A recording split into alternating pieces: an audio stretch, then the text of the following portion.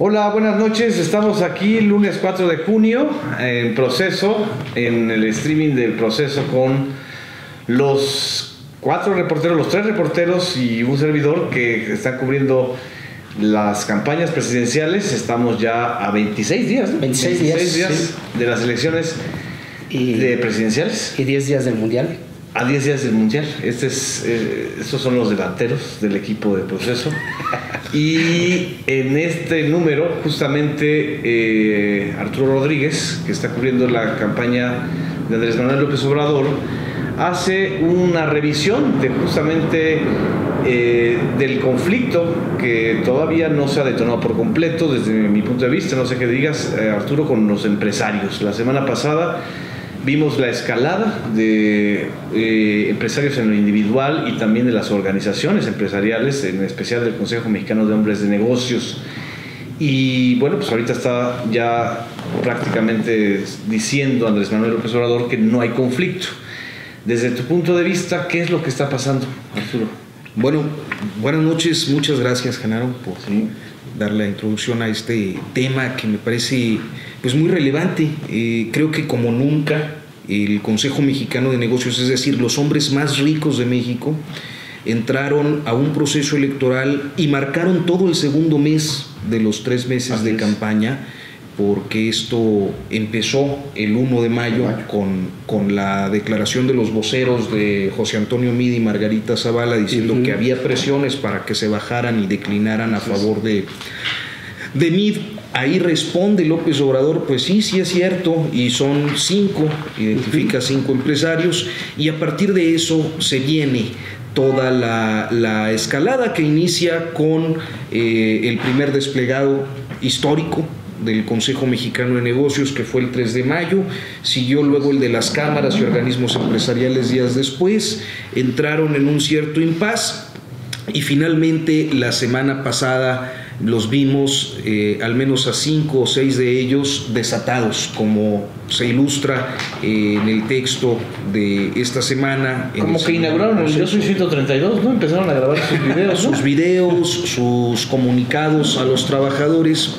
Y entonces aquí en Proceso lo que hicimos fue tratar de ver qué era lo que seguía y de explicar este mes de desencuentros que vino a dar con pues las comunicaciones de la semana pasada. De lo que nos enteramos pues es que hay una estrategia de algunos de estos empresarios, no todos, o sea, no es todo el Consejo Mexicano de Negocios. Sí, hay que hablar del elenco concreto, concreto, que es básicamente Claudio X González, Germán Larrea, Alberto Valleres, se incluye por ahí a Eduardo Tricio, que es el de Grupo Lala Aeroméxico, y se han incluido en estos días otros que regularmente no eran visibles o lo eran en el caso de su participación dentro del PRI, que me llama mucho la atención eso, como en el caso de Eloy Ballina sale a hablar de lo pernicioso que ha sido el priismo para el país, cuando él mismo ha formado parte de la estructura priista en años Chihuahua, relativamente recientes. Cómplice del fraude electoral en Chihuahua en 1986 y alguien que creció, obviamente vinculado a los gobiernos priistas, como también el dueño de Grupo Herdes y no sé el caso del dueño de Baskonia. Que es Elizondo, ¿no? Y es uno de los... el caso creo que de Hernández Pons y de Elizondo es particularmente relevante porque ellos en realidad no son tan mediáticos. Es decir, es gente que pues normalmente está en sus negocios, sí con relaciones en el poder, como suelen ser a ese nivel los empresarios, pero nunca con una participación directa en un proceso electoral. De hecho, Arturo, muy buenas noches por acompañarnos en esta transmisión, pero no hay antecedente en la historia contemporánea del país que magnates de esta dimensión, con nombre, con apellido y utilizando las nuevas tecnologías, utilizando mecanismos de publicidad y de propaganda, aparezcan primero llamando a sus empleados a razonar el voto y dirigiéndose también a los ciudadanos con el mismo propósito, que en los hechos es no voten por López Obrador, porque López Obrador, en síntesis, lo que representa es a Luis Echeverría y a José López Portillo. Y todo el mes de mayo, en efecto, como lo relata perfectamente Arturo Rodríguez en su reportaje de Proceso de esta semana, hicieron los magnates este tipo de activismo en todo el mes de mayo, pero como también la revista Proceso lo deja claro, pues fracasaron, no pudieron con López Obrador a juzgar por las encuestas que se publicaron primero el 30 de mayo en Reforma, con una ventaja de López Obrador de 26 puntos, y al día siguiente una encuesta de parametría que trabaja ahorita para la agencia internacional Reuters, de 2-1. Hay que hacer notar también que esta encuesta de Reforma está financiada por Grupo Radio Centro, por Dallas Morning News, que esto es muy importante saber quiénes están patrocinando esas encuestas. Y bueno, la tercera, el día de hoy, del Financiero, que igual coincide con la propia tendencia de una ventaja de más de 20 puntos de López Obrador. O sea, 50 arriba de 50 o arriba de 50 puntos de preferencia. ¿Y eso qué representa? Pues el fracaso claro de esta estrategia de los magnates. ¿Es claro para ustedes, Pepe, si estos empresarios están saliendo a medios no solamente para llamar a votar en contra o a no votar por López Obrador, sino a votar por José Antonio Meade o por Anaya? Fíjate que queda claro eso. Creo que es muy claro que están haciendo esta campaña negativa en contra de López Obrador. Yo creo que los empresarios, como bien dice Arturo, pues han tenido ya en esta elección un papel relevante. De hecho, se manifiestan como actores directos en la promoción del voto. Pero acordémonos del pase de Charola, ¿no? Con Salinas. Con Salinas y después con Cedillo. Que no fue público, sino que se hizo público. Exactamente. Y de alguna manera los empresarios siempre han tenido este papel. Bueno, lo tuvieron con Vicente Fox en el año 2000. Con amigos de Fox. Con amigos de Fox. Pero en esta elección me parece que ha sido todavía el protagonismo más evidente. Y están manejando este discurso de populismo, con sinónimo negativo, como un sinónimo de peligro para la inversión privada, y pues de alguna manera su discurso es amenazante en el sentido de que va al contrario de esta tendencia que hemos observado de las encuestas. Todas las encuestas lo que realmente están reflejando me parece que es el enojo social. Claro.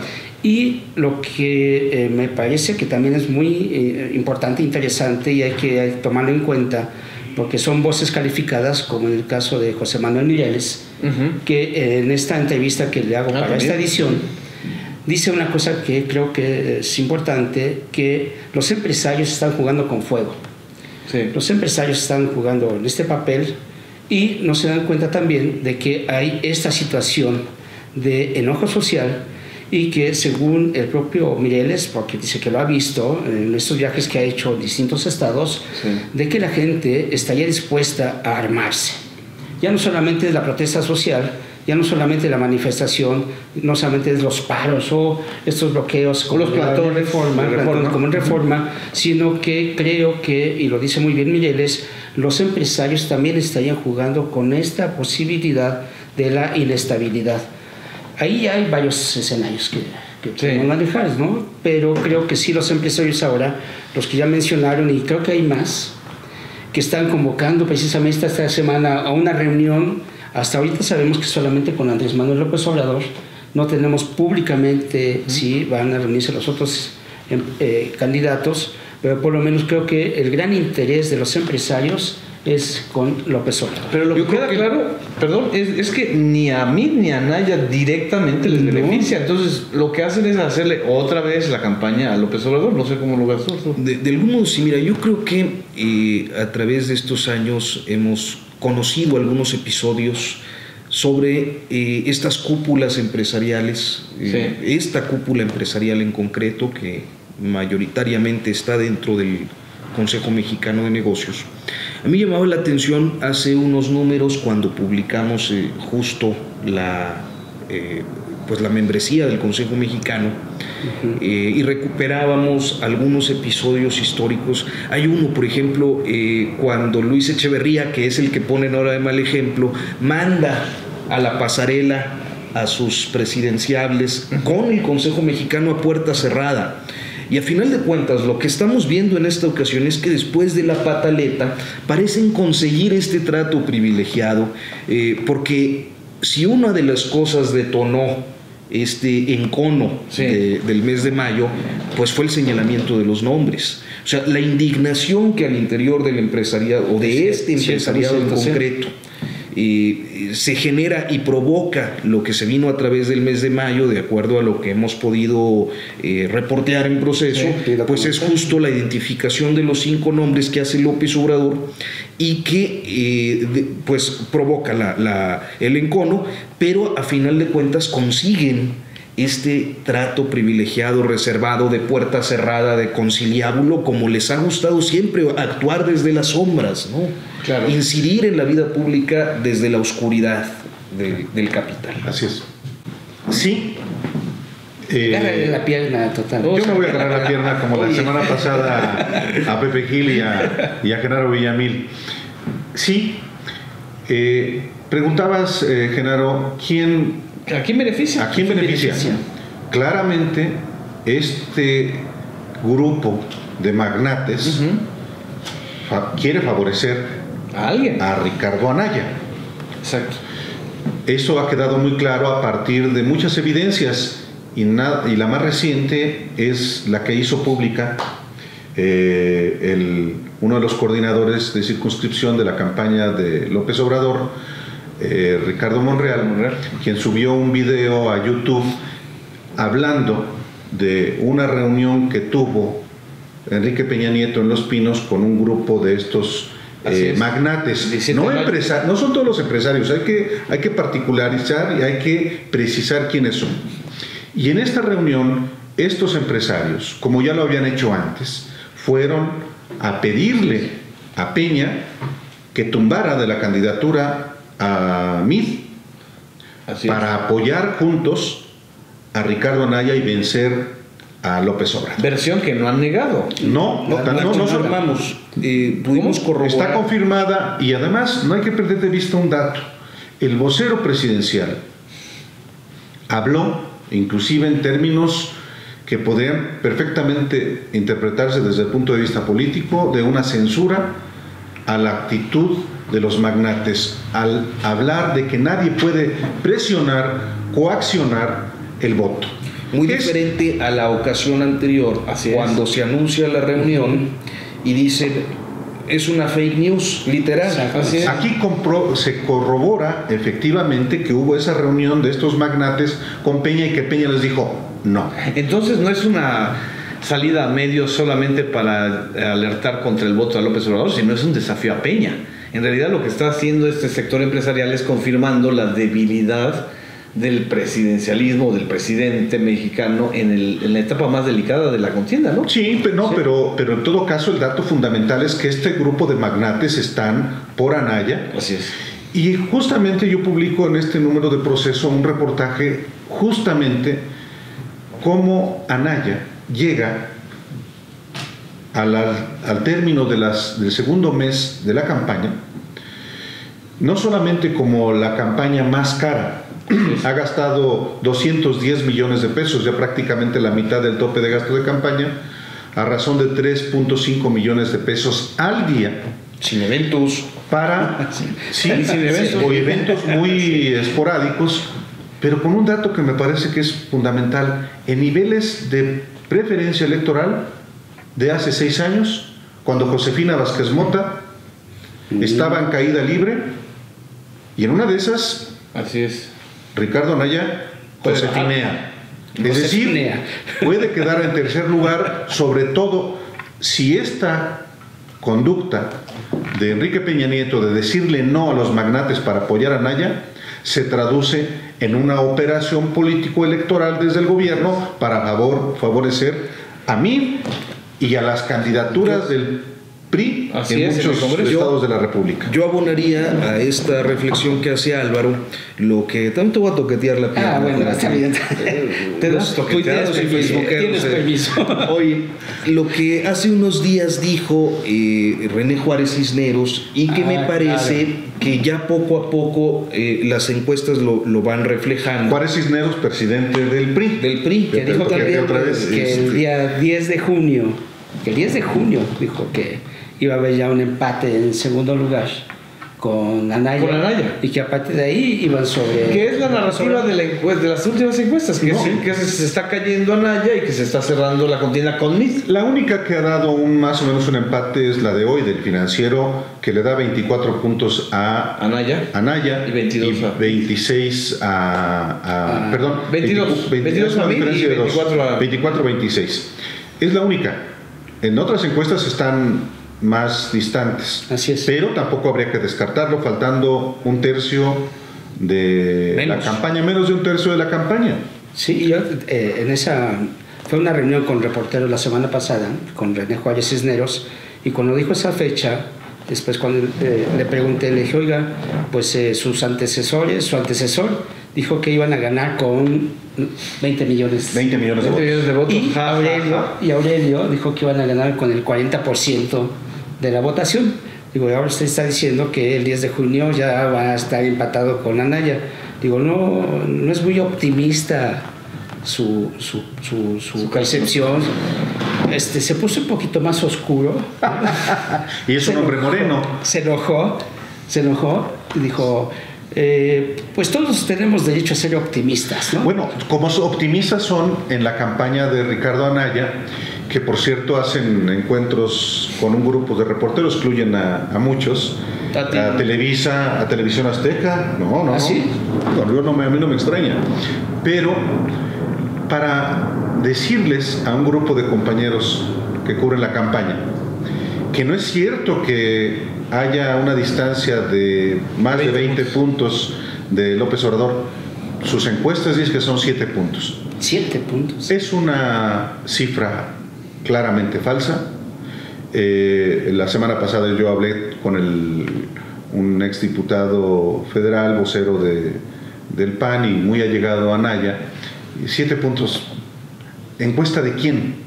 Y es la encuesta del estratega, del consultor de la campaña de Anaya, Roberto Traz, quien él mismo hace las encuestas.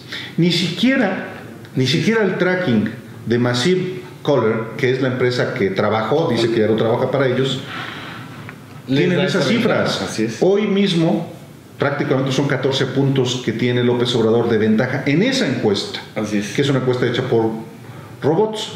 Entonces, es natural que las estrategias de los perdedores haya una idea de que no están tan mal, pero a las claras Sí. no están bien las cosas. Ahora, ¿qué está pasando al interior de los partidos? Creo que es la gran pregunta. Sí, o sea, sí. y yo, por lo que a mí me corresponde cubrir, creo que hay ciertas tensiones entre los grupos tradicionales de las izquierdas que se integraron a Morena con los grupos más próximos al empresariado o a cierto empresariado, Sí. los grupos que vienen del PAN o que vienen del PRI, y todo esto ha generado pues algunas tensiones que todavía no son muy evidentes, pero que seguramente conforme y sobre todo si ganan, pues se irán expresando de Ahora, manera lo que sí más es claro es que no es todo el empresariado, ni es el grupo empresarial más significativo. La misma revista Proceso, en este número hay un reportaje de Jesús Cervantes que habla de los fondos de inversión. O sea, es decir, los fondos de inversión, que son capitales en su gran mayoría extranjeros, no están ni tantito nerviosos. La misma Bolsa Mexicana de Valores a mí me pasó datos de que ellos ya tenían desde febrero amortiguado, por llamarlo de alguna manera, la posibilidad de la victoria de Morena y de López Obrador, que no están previendo una fuga masiva de capitales por esa razón. que en todo caso el tema principal de incertidumbre económica es el Telecán, claro, y la guerra de aranceles con Trump, pero no el asunto del 2 de julio, del 1 de julio, ¿no? Sí, pues eso creo que va a ser importante, esta reunión que tenga Andrés Manuel mañana. Es el único dato que conocemos, ¿no? Que va a ser mañana. Pero es un dato muy relevante porque precisamente tiene que ver con lo que estamos platicando de esta ofensiva, de este grupo específico de magnates, de hombres muy ricos del país. ¿Los llamarían los anayistas? No, son los magnates, son ricos. Esos puede ser Anaya o puede ser Mid. Ahorita es Anaya. Okay. Puede ser cualquier otro. No les importa. Ellos quieren un gerente, no quieren un presidente. Y les da lo mismo si es Anaya o si es Mid. Pero en el caso específico de lo que estamos hablando, después de las encuestas, la de Reforma y la de